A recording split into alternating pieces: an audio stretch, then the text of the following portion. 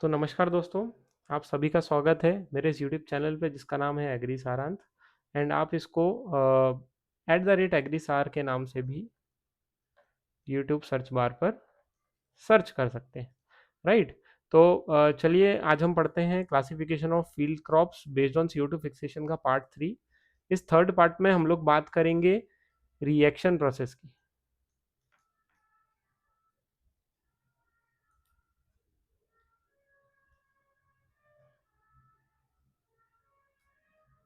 तो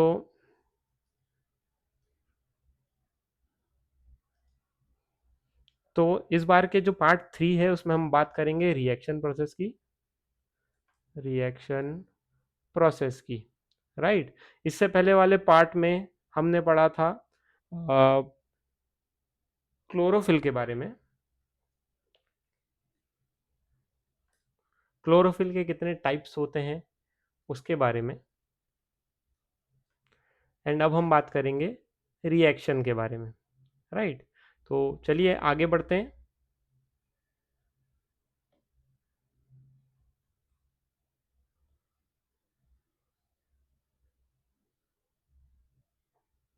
तो हम बात कर रहे थे रिएक्शन प्रोसेस की, तो इस वीडियो में आगे बढ़ते हैं, जानते हैं रिएक्शंस कैसे होते हैं। तो बेसिकली दो तरीके के रिएक्शन होते हैं एक प्लांट में फूड बनाने के लिए, एक लाइट रिएक्शन होता है, एक डार्क रिएक्शन होता है। अ, हर एक रिएक्शन की अपनी अपनी इंपॉर्टेंस है जो कि हम इन डेप्थ और इन डिटेल में पढ़ेंगे। But it is best to understand this through a tabular form. मैं टेबुलर फॉर्म प्रेफर करता हूँ जब आपके पास दो एलिमेंट्स डिस्कस करने को होते हैं, उससे कंपैरिजन भी हो जाता है और साथ में अंडरस्टैंडिंग भी हो जाती है। इस स्लाइड में या इस पूरे वीडियो में बहुत ज़्यादा टेक्निकल टर्म्स का यूसेज होगा, तो मैं चाहूँगा कि उसमें से सिर्फ आप बेसिक अंडरस्टैंडिंग लें। In detail and in depth understanding अगर स्टूडेंट्स अपने लेवल पे अंडरस्टैंड करना चाहें या उनके एग्जामिनेशन पर्पज़ के लिए पढ़ना चाहें तो डेफिनेटली पढ़ सकते हैं। बट मेरे सारे किसान साथी अगर वो इसको देख रहे हैं तो वो अगर नॉर्मल अंडरस्टैंडिंग ले पाए, बेसिक नॉलेज ले पाए कि क्या है डिफरेंस दोनों में, तो वो उनको मदद करेगा कहीं ना कहीं आगे, राइट। तो जैसा कि हमें पता है कि फोटोसिंथेसिस प्रोसेस में ऑक्सीडेशन रिडक्शन प्रोसेस होती है। तो ऑक्सीडेशन रिडक्शन प्रोसेस जो रहती है वो दो तरीके की रिएक्शन से ही हो पाती है, एक लाइट रिएक्शन, एक डार्क रिएक्शन। जो लाइट रिएक्शन होता है वो लाइट डिपेंडेंट होता है, मतलब इस रिएक्शन में लाइट की जरूरत होती ही होती है, आपको सनलाइट चाहिए रहता है। वेयर डार्क रिएक्शन रहता है वो लाइट इंडिपेंडेंट होता है, उसको लाइट की ज़रूरत नहीं होती, राइट। जैसा नाम बता रहा है वैसा ही है ना। तो इनमें जो डिफरेंट प्रोसेस रहती है वो कैसे होती है हम उसको और डिटेल में जानते हैं। तो पर्पस रहता है कि लाइट रिएक्शन के बारे में जो बात करें तो लाइट रिएक्शन जो रहता है वो सनलाइट कैप्चर करता है और कन्वर्ट करता है उसको केमिकल एनर्जी में, एक फॉर्म ऑफ एटीपी में। एटीपी जो होता है एडिनोसिन ट्राइफॉस्फेट, एक तरीके का एंजाइम होता है जो रिस्पॉन्सिबल होता है एनर्जी प्रोवाइड करने के लिए, है ना। एंड NADPH भी लिखा होगा, NADPH भी एक तरीके का एंजाइम है, इसका मैंने यहाँ पे फुल फॉर्म लिखा रखा है, निकोटेनामाइड एंडेनाइन डाइन्यूक्लियोटाइड फॉस्फेट, है ना। तो अगर इसको हम शॉर्ट में ही समझे तो ये है NADP। तो अगर मैं NADPH बोलता हूँ तो ये हाइड्रोजन एलिमेंट के साथ एडेड है, इसलिए इसका नाम NADPH है। यूजुअली NADP एक कंपोनेंट होता है। अभी डार्क रिएक्शन की बात करें तो डार्क रिएक्शन एटीपी को यूज करता है, NADHP को यूज करता है और CO2 फिक्स करता है और उससे ग्लूकोज बनाता है। मतलब वो CO2 जैसा आप फोटो देख पा रहे हैं, as a plant CO2 stomata लेगा, NADP लेगा, नो डायरेक्ट सनलाइट नीडेड, आपको सनलाइट की जरूरत ही नहीं है, और वो अपना एनर्जी के लिए खुद एनर्जी, मतलब फूड जो रहता है वो खुद ग्लूकोज के फॉर्म में बनाता है, उससे एनर्जी बनती है, राइट। तो अगर हम इनपुट्स की बात करें जब समझ पाएंगे तो इनपुट में sunlight is a factor here. तो लाइट रिएक्शन में जैसा कि लाइट नाम बता रहा है उसको सनलाइट चाहिए रहती है। बट अगर हम डार्क रिएक्शन की बात करें तो यार सनलाइट का अब्सेंस में भी ये रिएक्शन कर सकता है, इसको ज़रूरत नहीं है। इसको CO2 की ज़रूरत है, ATP की ज़रूरत है और NADPH की ज़रूरत है। बल्कि इधर पे देखा जाए तो आपको पानी की ज़रूरत है, NADP प्लस जो कंपोनेंट होता है, प्लस जो एक एलिमेंट रहता है, एक आयन रहता है, उसके साथ NADP एडिनोसिन डाइफॉस्फेट, ये इनपुट के साथ रिएक्ट कर सकता है।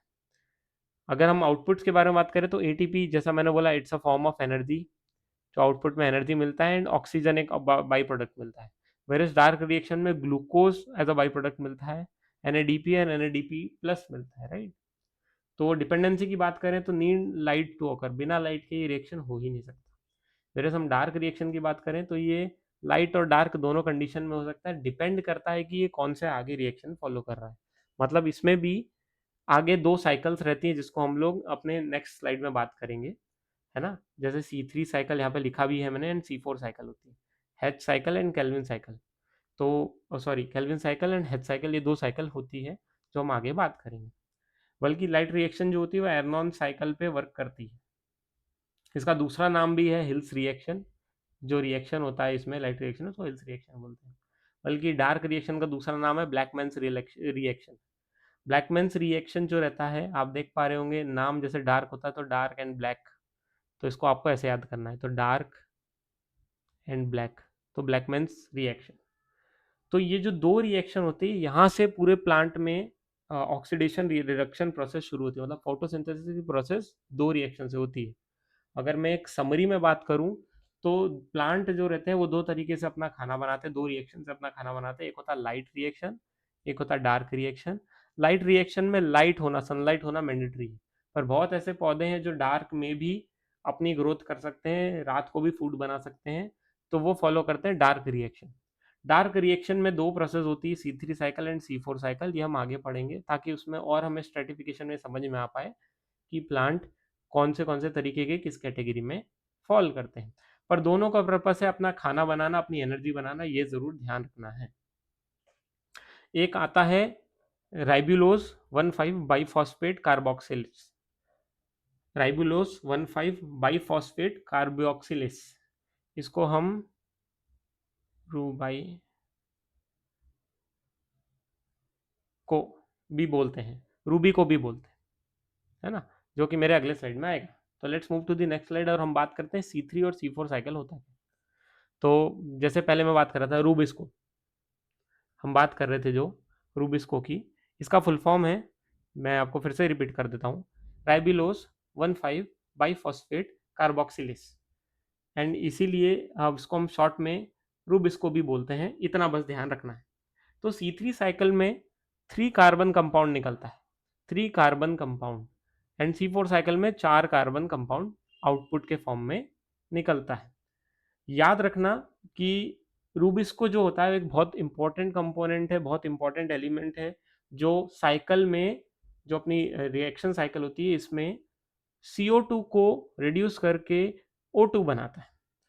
तो जैसा यहाँ पे देखेंगे, रूबिस्को फिक्सेस CO2, फिक्स करना मतलब ये ऑक्सीजन की जो एटमॉस्फेयर की जो CO2 रहती है उसको रिड्यूस करके O2 में कन्वर्ट करता है। पर इसके साथ एक प्रॉब्लम है जो हम आगे डिस्कस करेंगे। जैसे कि CO2 फिक्सेशन में मैंने बताया मेन एंजाइम है रूबिस्को, तो ये इसके साथ एक प्रॉब्लम है, ये ऑक्सीडाइज भी हो जाता है कभी जब ये O2 से रिएक्ट करता है और ऑक्सीडाइज हो जाता है, उसको हम फोटो रेस्पिरेशन भी बोलते हैं, इसको फोटो रेस्पिरेशन का प्रॉब्लम भी बोलते हैं, जिसके कारण ये जो एनर्जी जो प्लांट ने थोड़ी बहुत सन से ली थी और वो उसको आगे रिएक्ट करने के लिए रूबिस्को को फॉरवर्ड की थी, तो रूबिस्को की वो एनर्जी वेस्ट हो गई और वो खुद ही ऑक्सीडाइज हो गई, ये हो सकता है। बट C4 साइकिल का बेनिफिट ये है कि यहाँ पर PEP एक होता है। PEP जो रहता है एक ऐसा कंपोनेंट रहता है, अगर हम इसमें लास्ट स्लाइड में बात करें तो हमारे पास PEP का भी फुल फॉर्म लिखा है, फॉस्फो एनोलिप्यूरेट कार्बोक्सिलेस, ये इसका फुल फॉर्म है, राइट।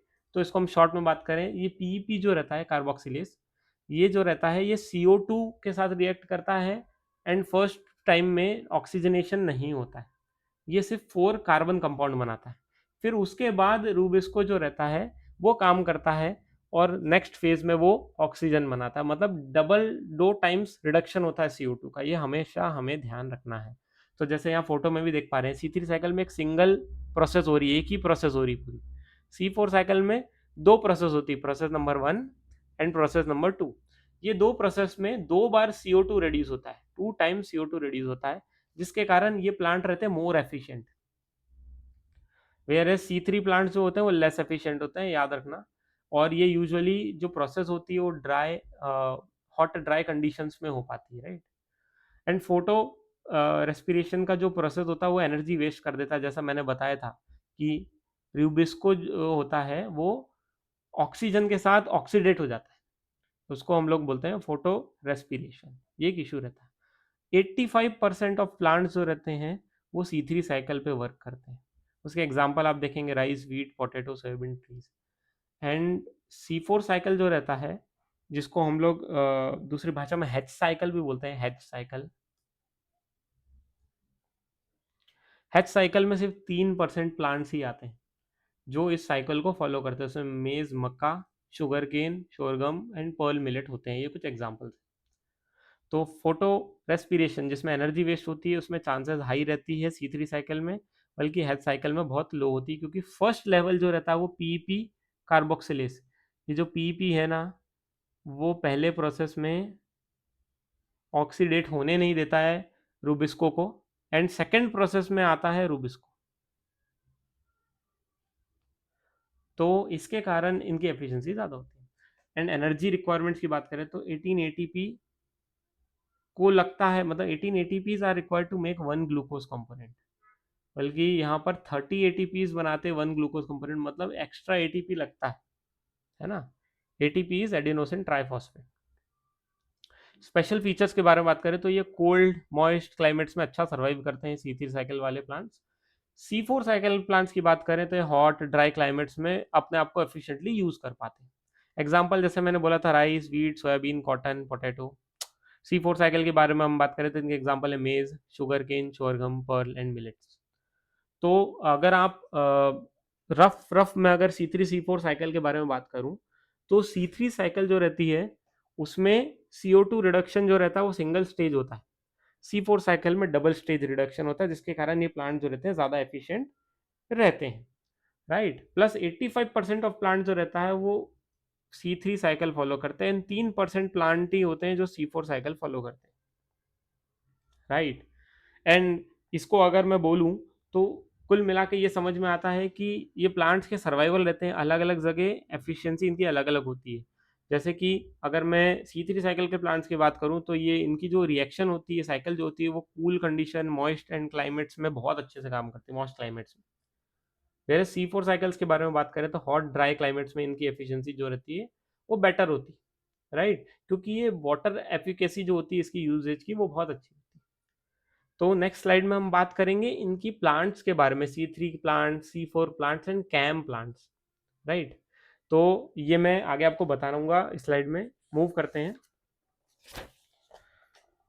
तो जैसा कि आप देख पा रहे हैं, कंपैरिजन चार्ट मैं प्रिफर करता हूं हमेशा। कंपैरिजन चार्ट बहुत अच्छे से हेल्प करता है हमें अंडरस्टैंडिंग के लिए। तो C3 C4 and CAM plants के बारे में बात करेंगे। ये कुछ नया दिख रहा है इस बार, कैम प्लांट्स होते क्या हैं। तो कैम प्लांट्स के बारे में अगर बात करूं, ये एसिडिक मेटाबॉलिज्म से काम करते हैं, एसिड मेटाबॉलिज्म। इसमें मैलिक एसिड होता है। तो इसको अगर हम फुल फॉर्म के बारे में बात करें तो इसका फुल फॉर्म होता है क्रैसुक्लिन। क्रैसुक्लिन, मैं अच्छे से लिखता हूँ इसको, क्रैसु क्रैसुक्लिन एसिड मेटाबॉलिज्म, राइट। ये कैम का फुल फॉर्म होता है। तो अगर इनका जो स्टेबल आउटपुट रहता है, फर्स्ट आउटपुट रहता है वो 3 कार्बन कंपोनेंट C3 प्लांट, जैसे हमने बात किया था, C3 मतलब 3 कार्बन कंपोनेंट इसका आउटपुट प्रोडक्ट रहेगा। C4 में 4 कार्बन का एक कंपाउंड रहेगा, एंड कैम में भी 4 कार्बन का बनता है। अगर हम इनकी बात करें कि डिस्ट्रीब्यूशन प्लांट किंगडम में कितने तरीके के होते हैं, जैसा मैंने बोला था 85% C3 प्लांट्स होते हैं, 3% C4 प्लांट्स होते हैं, बचे कुचे जो 8% अप्रॉक्सीमेट बचे वो होते हैं कैम प्लांट्स। जो हम इससे पहले हमने जो बात की थी उसमें इन दो के बारे में हमने बात की थी, सर प्लांट्स के बारे में बात करें तो 8% में ये आता है। जैसे मैंने बोला मेन एंजाइम है रूबिस्को, C4 में मेन एंजाइम है PEP and RuBisCO, and CAM में भी पीईपी एंड रूबिस्को है। बट कैम प्लांट की एक खासियत है जो इसको अलग बनाता है, कैम प्लांट में पीईपी नाइट में एक्टिव होता है एंड रूबिस्को डे में वर्क करता है। तो ये ओवरऑल आपकी एफिशिएंसी, ये एंजाइम्स ऐसे इंप्रूव करते हैं। तो अगर हम फोटो रेस्पिरेशन की बात करते हैं जिसमें एनर्जी वेस्टेज बहुत होता है, एनर्जी वेस्टेज वो हाई होता है C3 प्लांट्स में, लो होता है C4 प्लांट में, एंड कैम प्लांट में भी बहुत लो होता है। एडॉप्टेशन की बात करें, जैसा हमने लास्ट स्लाइड में भी बात किया था, कूल मॉइस्ट क्लाइमेट्स में इनका अडॉप्टेशन अच्छा रहता है। C4 प्लांट्स जो रहते हैं वो हॉट सनी क्लाइमेट्स में ज़्यादा अडॉप्टिव रहते हैं, एंड कैम प्लांट्स जो रहते हैं very dry and hot deserts में इनका सर्वाइवल बहुत अच्छा होता है। एग्जाम्पल्स में राइस, व्हीट, सोयाबीन है C3 के लिए, C4 के लिए maize, sugar cane, sorghum. And CAM plants जो होते हैं उसमें कैक्टस, पाइनएप्पल, ऑर्किड्स, ये वो डेजर्ट प्लांट्स आते हैं जो सक्लेंट प्लांट्स होते हैं उस कैटेगरी में आते हैं। फोटोग्राफ से आप समझेंगे, जैसे C3 प्लांट का फोटोग्राफ है, मैं इसको थोड़ा इरेज कर देता हूँ। तो जैसे C3 प्लांट की आप फोटोग्राफ देख पा रहे हैं, तो C3 प्लांट की जो फोटोग्राफ्स है उसमें से आपको ये क्लैरिटी मिल पाएंगी कि 3 कार्बन कंपाउंड्स बनता है, एंड इसमें ओपन डेज हो, मतलब जो आपके जो स्टोमेटा होता है वो दिन में ओपन होता है। वेरे C4 प्लांट्स जो रहते हैं उसमें दो तरीके की प्रोसेस फॉलो की जाती है, पीईपी एंड रूबिस्को फॉलो की जाता है। एंड ये पार्शली ओपन रहता है ना, दिन में और रात में, जिसके कारण ये इसका जो सर्वाइवल रहता है वो अच्छा रहता है अलग अलग कंडीशन में, राइट। एंड लास्टली इसमें जैसे मैंने एक सिंगल प्रोसेस बताई थी, इसमें दो प्रोसेस फॉलो की जाती है। कैम प्लांट्स में भी दो प्रोसेस फॉलो की जाती है, पर एक नाइट में और एक डे में। यह हमें बहुत अच्छे से समझना पड़ेगा इस फोटोग्राफ से, है ना। इसमें जैसा कि मैंने बताया था, क्रासोक्लीन एसिड मेटाबॉलिज्म जो कैम का फुल फॉर्म होता है, इसमें एसिडिक मेटाबॉलिज्म होता है जिसमें मैलिक एसिड को यूज करते हैं। और ये नाइट में इसके स्टोमेटाज ओपन होते हैं ताकि नाइट में रिएक्शन हो पाए। जैसे मैंने इसमें बताया दो प्रोसेस होते हैं, नाइट के लिए पीईपी होती है एंड डे के लिए रूबिस्को वर्क करता है। एंड इसके एग्जांपल्स आते हैं arid cactus, pineapple, orchids, right. तो प्लांट्स अगर हम रफली बात किया जाए तो तीन कैटेगरी में बांटे जाते हैं, C3, C4, सी कैम, जो CAM प्लांट्स होते हैं, कैम प्लांट्स होते हैं। बट इनकी अंडरस्टैंडिंग इस वीडियो में बहुत टेक्निकली गई है, बट ये टेक्निकल अंडरस्टैंडिंग के बिना हम ये डिफ्रेंशिएट ही नहीं कर पाते कि इन तीनों में डिफरेंस क्या होता है। एंड पूरा इस वीडियो को समझने के लिए कि C3, C4 and CAM plants जो होते हैं जो CO2 फिक्सेशन करते हैं, इसको समझने के लिए हमें तीन पार्ट्स में इस वीडियो को डिवाइड करना पड़ा। Thank you so much. I hope आपको ये वीडियो पसंद आया होगा।